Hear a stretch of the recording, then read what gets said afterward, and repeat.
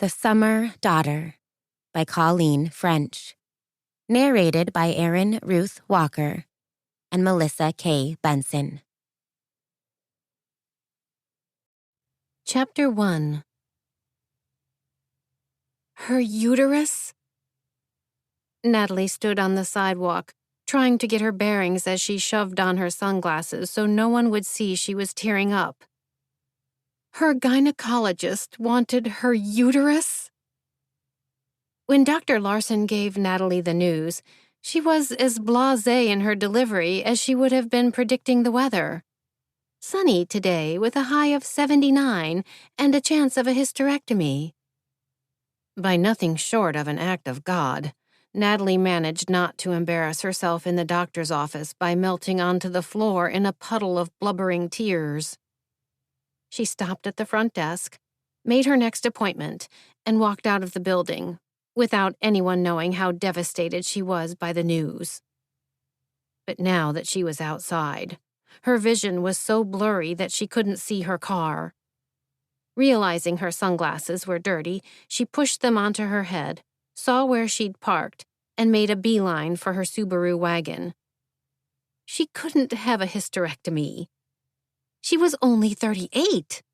Only old women had hysterectomies. Old, shriveled-up women who no longer enjoyed sex. She wasn't old. Not yet. And she certainly still enjoyed sex. At the car, she fumbled for her keys in the outside pocket of her handbag, where she always put them so she wouldn't have to look for them. At least, she always had good intentions of putting them there. No keys. She groaned and dug into the cavernous main compartment that desperately needed an intervention. She found her wallet, a sunglass case, a bottle of Advil. No keys. She dug deeper into the abyss. A bottle of nail polish, a receipt, a nest of lip balms and lipsticks, and what felt like a single peanut butter cheese cracker, minus the wrapper. She had a loose cracker in her bag, but no keys. Her mascara was beginning to sting her eyes. The keys had to be there. How else would she have driven to the appointment? Then, just when she was about to dump the whole bag onto the pavement, her finger touched something hard and rectangular. Her key fob. At last. The funny, not so funny, part about the missing keys was that this wasn't even the first time she'd had to search for them that day. She'd spent 10 minutes looking for them at home, making her late for the appointment. After, she'd walked around the block twice, looking for the family dog that had some sort of canine ESP.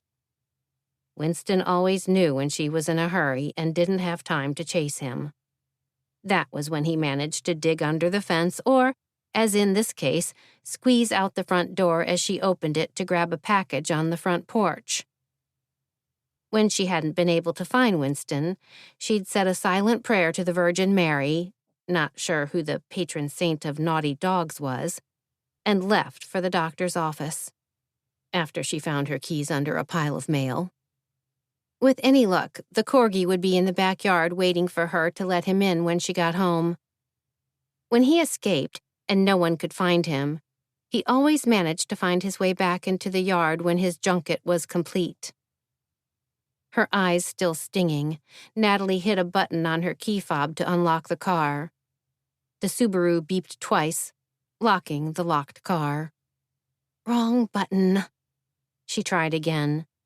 This time the doors unlocked and she climbed into the front seat. Her tears began to flow in earnest as she started the engine and set the air conditioner on high, redirecting the vents so cold air blasted her sweaty face. It was the last weekend of May, and only 79 degrees according to the dashboard. It felt like it was 107. She reached into her bag again and came up with her cell on the third try. She plugged it in because it was down to 7% battery and hit a button on her steering wheel.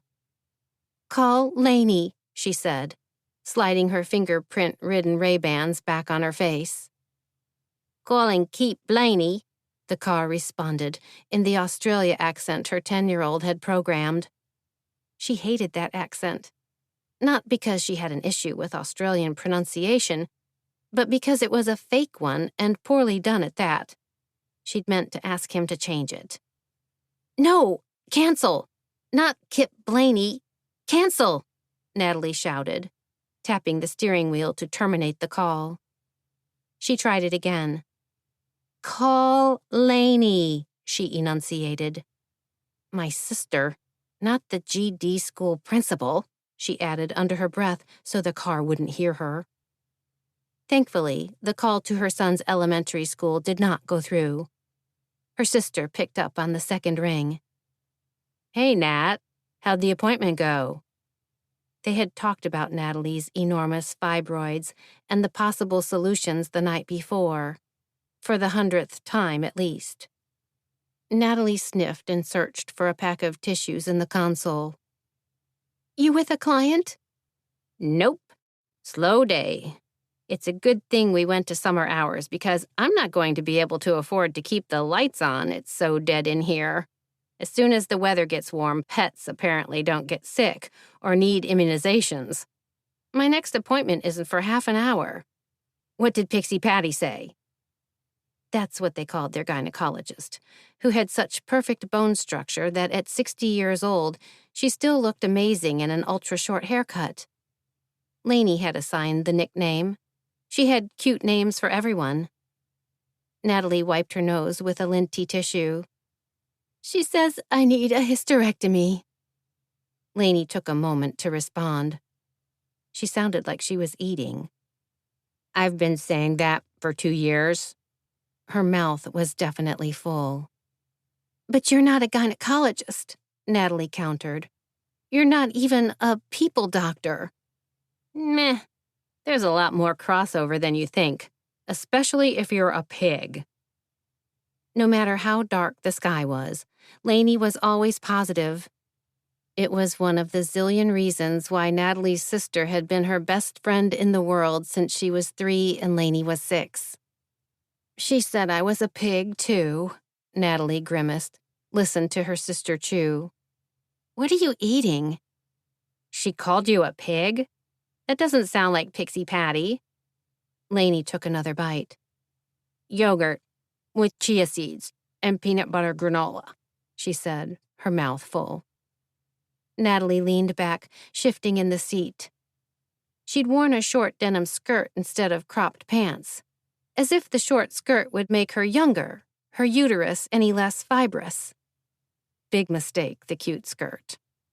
Her sweaty thighs were sticking to the leather of the car seat. "You eat chia seeds and yogurt? Ew." "Not again, I won't. I feel like they're stuck in my teeth. Sexy Sam's bringing Chi-Chi in this afternoon for an ear check," Laney said. "He's not going to ask me to marry him if I have black seeds that look like bugs between my teeth." "You said you're never getting married, and I don't think he's divorced from his last wife yet, Lane."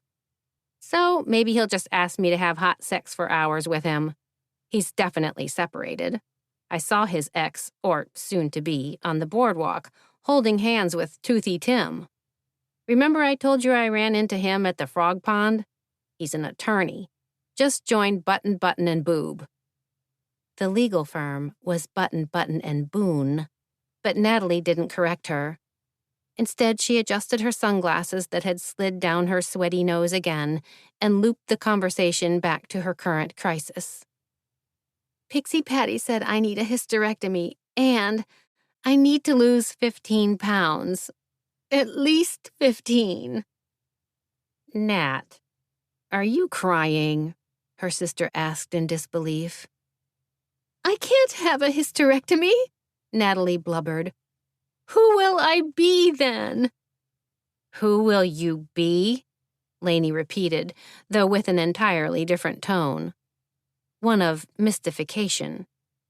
She thought Natalie was being ridiculous, which had felt like a common theme lately. If I don't have a uterus, how can I be a wife?" Natalie tried to choke back her tears. She was being ridiculous. She knew that, but she couldn't help herself.